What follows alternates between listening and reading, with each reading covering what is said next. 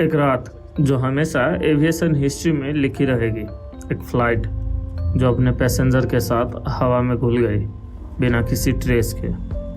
8 मार्च 2014 Malaysia airlines की flight MH370 अपने 239 लोगों के साथ कोलालमपुर से बीजिंग जा रही थी। सब कुछ नॉर्मल लग रहा था जब तक प्लेन ने अपना आखिरी मैसेज नहीं भेजा।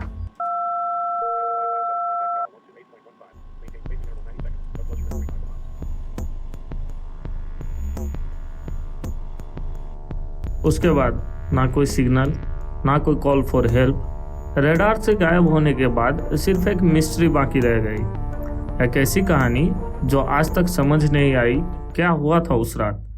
क्या ये एक इंसानी गलती थी या एक प्लान्ड सैबोटाज, या हो सकता है कुछ और जो हमें सोचने पर मजबूर करता है। दोस्तों, आज हम MH370 के इस अनसॉल्व्ड और मिस्ट्री को एक्सप्लोर करेंगे। एक एक डिटेल, एक एक क्लू। आपको लगेगा जैसे आप वहीं उस फ्लाइट में हैं। तो लाइट डिम कर लीजिए और तैयार हो जाइए एक ऐसी कहानी के लिए जो आपके रोंगटे खड़े कर देगी। मलेशिया एयरलाइंस की फ्लाइट MH370 एक बोइंग 777-200ER मॉडल 8 मार्च 2014 की रात 12:42 पर कोलालमपुर इंटरनेशनल एयरपोर्ट से टेक ऑफ करता है। प्लेन में 227 पैसेंजर और 12 क्रू मेंबर थे। हर किसी के प्लान्स है। कुछ लोग अपने फैमिली से मिलने जा रहे हैं, कुछ बिजनेस ट्रिप पर है, लेकिन किसी को ये नहीं पता था कि ये उनकी आखिरी सफ़र होगा। फ्लाइट ने अपना क्रूजिंग एल्टीट्यूड 35,000 फीट जल्दी ही अचीव कर ली। सब कुछ नॉर्मल लग रहा था। क्रू मेंबर्स पैसेंजर को सर्व कर रहे थे। कॉकपिट में कैप्टन जहांगीर अहमद शाह और फर्स्ट ऑफिसर फारिक अहमद अपनी रूटीन ड्यूटी कर रहे थे। जब क्लॉक 1:07 पर आती है, प्लेन का ACARS सिस्टम अपना लास्ट रूटीन डाटा ट्रांसमिट करता है। उस वक्त कुछ भी अनयूजुअल नहीं लगा। प्लेन गायब होने से कुछ देर पहले लगभग रात के 1:19 पर Kuala Lumpur air traffic control plane से एक मैसेज भेजता है।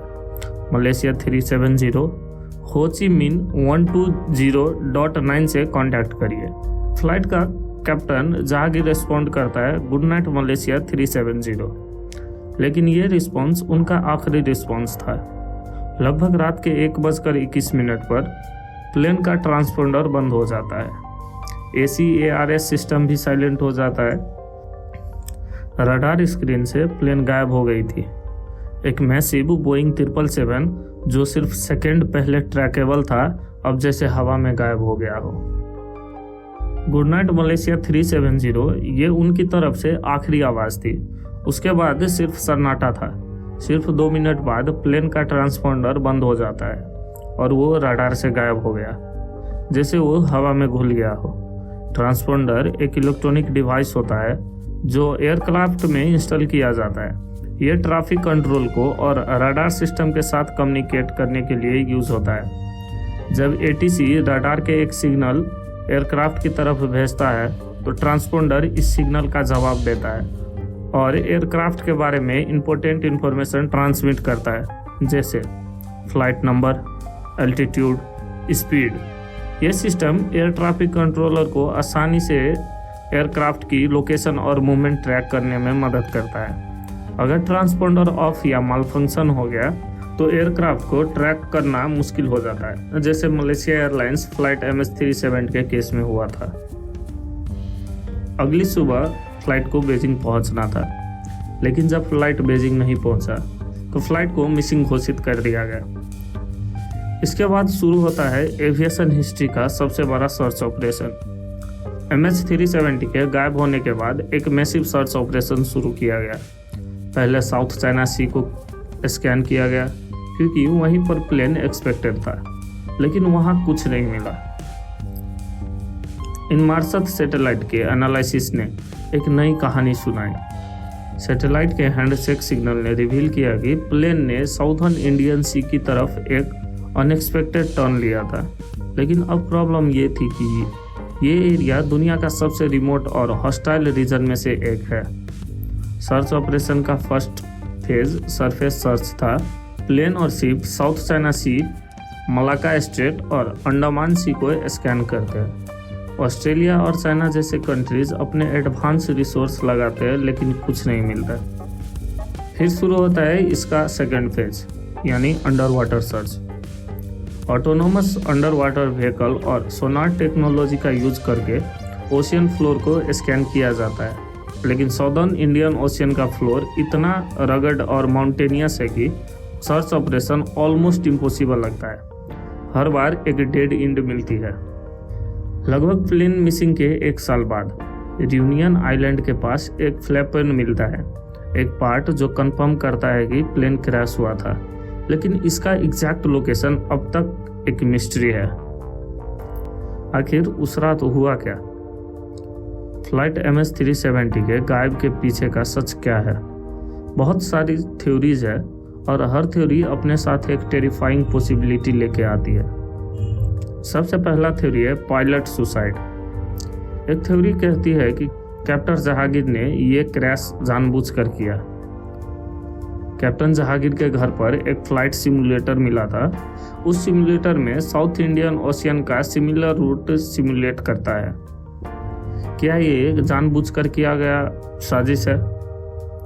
इसी के साथ दूसरा पॉसिबिलिटी है हाईजैकिंग।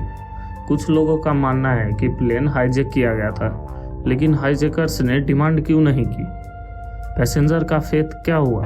आखिर पैसेंजर गए कहाँ? इसी के साथ तीसरा पॉसिबिलिटी है टेक्निकल फेलुअर। क्या ये एक मैकेनिकल फेलुअर हो सकता है? प्लेन का सिस्टम एक एक करके फेल होता गया और पायलट ने एक रिमोट ओशियन में क्रैश लैंड करने की कोशिश की। इसी के साथ अगला थ्योरी है अननेचुरल कॉज। कुछ थ्योरीज इस इंसिडेंट को सुपरनेचुरल एलिमेंट या एलियन से भी जोड़ती है। हालांकि इसका कोई लॉजिकल प्रूफ नहीं है, लेकिन ये थ्योरी दोस्तों इमेजिनेशन को ट्रिगर जरूर करती है। आखिर फ्लाइट MS-370 के साथ हुआ क्या उस रात? फ्लाइट MS-370 के गायब ने सिर्फ एविएशन सेफ्टी के लूप होल्स को हाईलाइट नहीं किया, बल्कि उन 239 लोगों के फैमिलीज के लिए एक परमानेंट लॉस बन गया। आज भी उनका इंतजार खत्म नहीं हुआ है। हर साल विजिल्स और मेमोरीज होते हैं, लेकिन उनके फैमिलीज के क्वेश्चन का जवाब अब तक नहीं मिला है, लगभग 1 दशक बाद भी। दोस्तों, MS-370 एक ऐसी मिस्ट्री है जो हमें हमेशा याद दिलाएगी कि दुनिया कितनी अनप्रेडिक्टेबल और मिस्टीरियस हो सकता है। एक प्लेन, एक सफ़र और एक ऐसी कहानी जो अब तक हवा में लटकी है। आपको क्या लगता है, क्या हुआ होगा MS-370 के साथ? अपने थॉट्स हमारे कमेंट सेक्शन में ज़रूर बताएं। अगर आपको ये वीडियो इंटरेस्टिंग लगा तो लाइक करें, सब्सक्राइब करें और बेल आइकन को दबाना ना भूलें। मिलते हैं एक और अनसॉल्व्ड कहानी के साथ। तब तक के लिए गुड बाय।